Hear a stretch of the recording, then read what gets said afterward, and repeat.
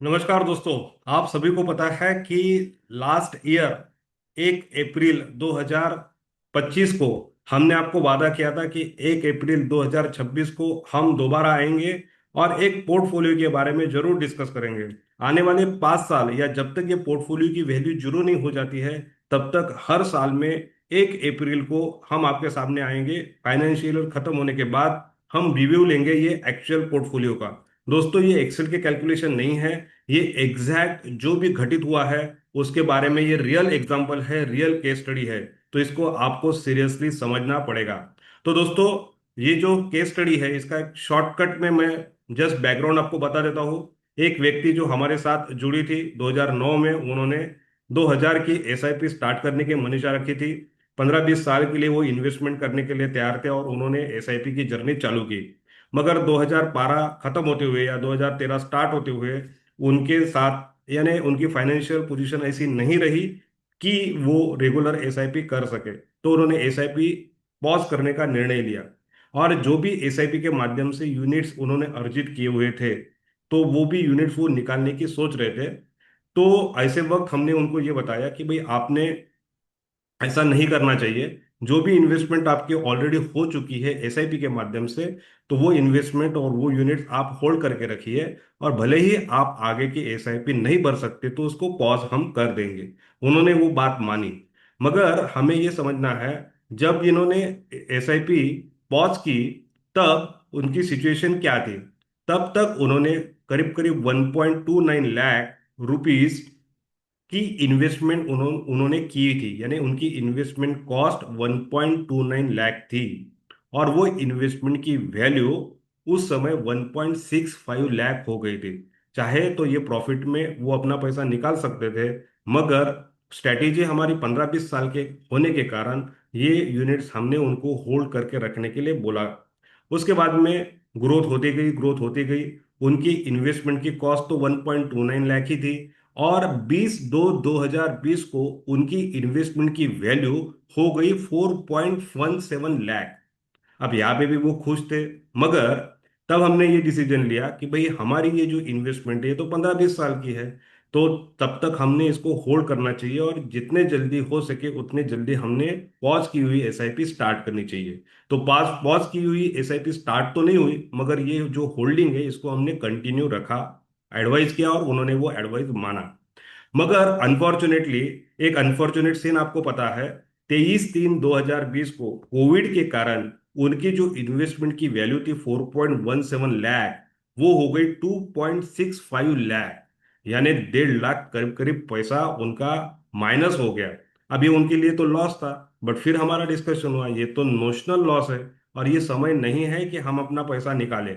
और ये समय के लिए तो हमने इन्वेस्टमेंट नहीं की, तो हमने तो लंबे समय के लिए इन्वेस्टमेंट की थी, 15-20 साल के हिसाब से हमने इन्वेस्टमेंट की थी। तो हमने ये नोशनल लॉस को डर के विड्रॉल नहीं करना चाहिए। और हमने ये सोचना चाहिए कि हमारी एसआईपी कितनी जल्दी स्टार्ट हो जाए जो हमने पॉज की थी।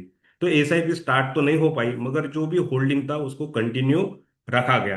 तो जो नोशनल लॉस हुआ था वो आने वाले 9 महीने में वो कवर भी हो गया। यानी 4/12/2020 को यदि उसकी इन्वेस्टमेंट की वैल्यू यदि हम देखेंगे तो फिर से वो 4.17 लाख हो गई थी। इससे उनको विश्वास भी हुआ कि ये नोशनल लॉस यदि हमने बुक कर दिया रहता तो ये परमानेंट लॉस हो जाता। तो ये परमानेंट लॉस होने से वो बच गए। उसके बाद में ये इन्वेस्टमेंट जारी रही। उसके बाद में आपको पता है 2022 में वर्ल्ड वॉर 3 जैसी सिचुएशन आ गई थी। रशिया यूक्रेन वाला मैटर हो गया था। फिर भी उन्होंने उनकी इन्वेस्टमेंट है वो होल्ड करके रखी। उन्होंने ये निर्णय लिया था कि जब मैं अपने एसआईपी रिस्टार्ट जब तक नहीं करता हूं तब तक तो भी एटलीस्ट मुझे ये होल्ड करना है। तो ऐसे करते करते 3/7/2023 तक उनके पोर्टफोलियो की वैल्यू हो गई करीब करीब 6 लाख। अब दोस्तों, ये 6 लाख होने के बाद जब हम दोबारा बैठे, रीबैलेंस किए, नए से गोल डिफाइन किए और उसके हिसाब से उन्होंने एसआईपी उनकी स्टार्ट की। अब ये सब गोल बेस्ड इन्वेस्टमेंट स्टार्ट करने के बाद सवाल ये था कि ये 6 लाख रुपीस का करे क्या। तो इसको हम विड्रॉ करके री इन्वेस्ट कर सकते थे, वगैरह वगैरह। बट हमने एक निर्णय लिया कि भाई ये जो 6 लाख है, ये 6 लाख के भरोसे हम उनका एक रिकरिंग एक्सपेंसेस को कवर कर लेंगे। तो उनके बेटे की एनुअल फीस, साल भर की फीस 1.2 लाख के आसपास थी। तो हमने ये निर्णय लिया कि ये जो 6 लाख रुपए है, ये 6 लाख को आने वाले 5 साल में खत्म कर देते हैं। 1.2 लाख पर एनम के हिसाब से यहाँ से पैसा निकालेंगे, यानी 10,000 रुपये हर महीने का पैसा निकालेंगे और बेटे की फीस का अरेंजमेंट कर लेंगे, यानी आने वाले 5 साल के लिए बेटे की फीस का जुगाड़ यहाँ पे हो गया। और उनकी जो नई इन्वेस्टमेंट है उन्होंने नए सिरे से चालू कर दी। अब दोस्तों, ये जो इन्वेस्टमेंट है इसका एग्जैक्ट पोजीशन लास्ट ईयर 1/4/2025 को हमने दिखाया था। तो 1/4/2025 को इनकी पोर्टफोलियो की पोजीशन क्या थी? करीब करीब सवा साल में 10,000 रुपये पर महीने के हिसाब से इन्होंने विड्रॉल किया था 6 लाख वाले पोर्टफोलियो से। उसमें से 1.7 लाख निकाल के फीस के लिए यूटिलाइज करने के बाद भी उनकी पोर्टफोलियो की जो वैल्यू है 6 लाख, वो 6 लाख ही रही। फिर 1/4/2025 ऑनवर्ड फिर एक साल आज हो गया है। ये एक साल में करीब करीब इन्होंने क्या किया? 1.2 लाख रुपीज विड्रॉ किया, 10,000 रुपीज पर मंथ के हिसाब से। यानी आज तक गए 2 सवा 2 साल में 1.7 lakh plus 1.2 lakh is equal to 2.9 lakh, 6 lakh में से निकाल लिए हैं।